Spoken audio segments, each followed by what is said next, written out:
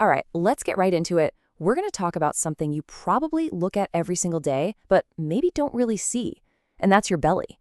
Because it turns out the shape of your belly is telling a very, very specific story about your health. So, just for a second, I want you to actually look down. What do you see? Is your stomach a hard, round mound, almost like you swallowed a basketball? Or is it a softer, kind of stubborn pooch that just hangs out right at the bottom?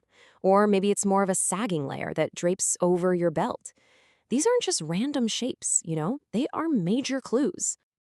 And this is the big myth we have to bust right now, the idea that all belly fat is the same. Well, that's just a dangerous lie. Each of these shapes is a signal of a totally different biological process going on inside you.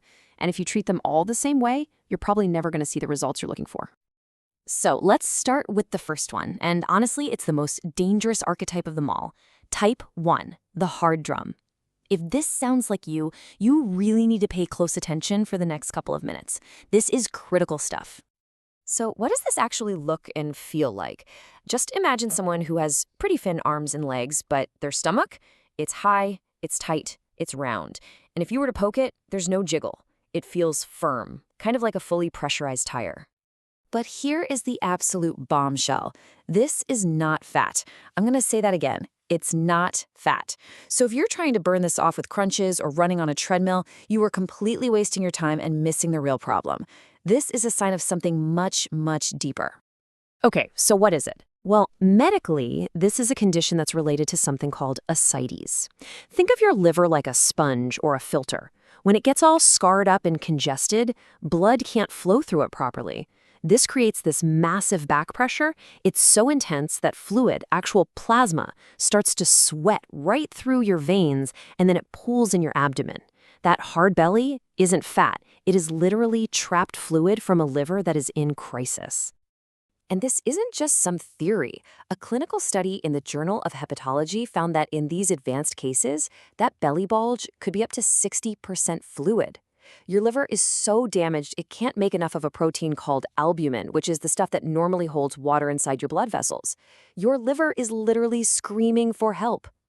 So you see, you don't need a diet. You need a liver rehabilitation program. And it's 3 steps. Step 1, you have got to eliminate solvents. This is non-negotiable.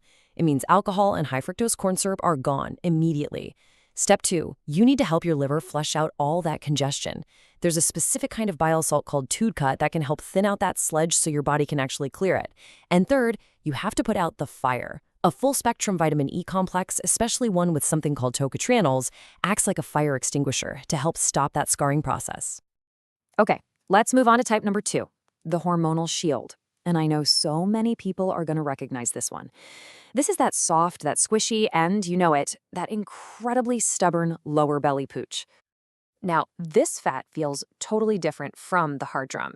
It's what we call subcutaneous, which just means it's sitting right under the skin. You can pinch it. It feels like, well, like a protective layer of bubble wrap.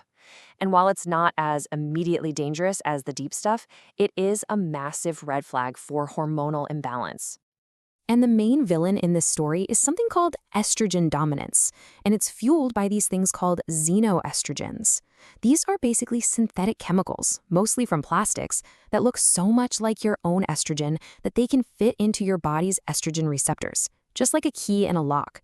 And when they do that, they send a signal: store more fat. It creates this terrible, vicious cycle. And if you think this is some small, fringe problem, get ready for this. Recent research shows the average person is eating the equivalent of a credit card's worth of microplastics every single week. Yep, every week. And as those plastics break down inside of us, they're just leaking out the very xenoestrogens that build that hormonal shield. So how do you fix this? You've got to strip the shield. First, you need to load up on cruciferous veggies. I'm talking broccoli, kale, cauliflower. They contain a compound that helps your body make something called DIM, which is essential for getting rid of that bad estrogen. To give it a boost, a good supplement with DIM and something called calcium D-glucarate can be a real game changer. They work like a detox team to escort these toxins out of your body.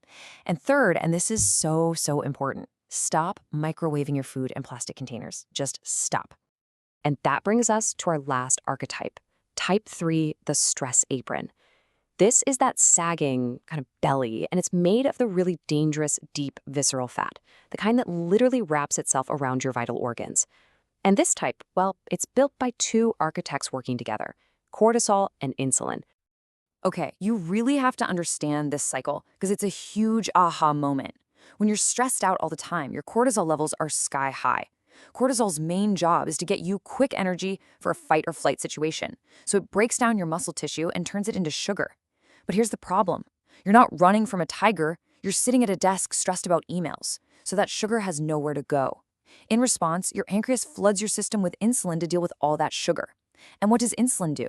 It stores that sugar, the sugar that used to be your muscle, as deep, visceral belly fat. Just let that sink in for a second. Under chronic stress, your body is making a terrifying trade-off. You are literally dissolving your own muscle mass just to build more belly fat. It's a survival mechanism that has just gone completely haywire in our modern world.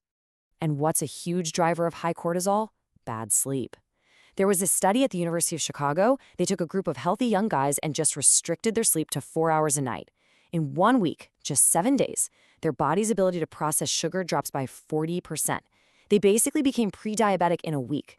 This proves it. If you're not sleeping, you're just not going to burn this type of fat. Period. So how in the world do you dismantle this apron?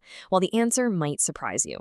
You actually stop the stressful high-intensity workouts, because those can spike cortisol even more. Instead, you go for long, slow walks. This signals safety to your body. Second, you reset your insulin with things like intermittent fasting and a lower-carb diet. And third, you can use some nutritional backup, like adaptogens. Ashwagandha can help lower cortisol, and magnesium glycinate is amazing for improving sleep quality. Okay, that was a lot of information, I know.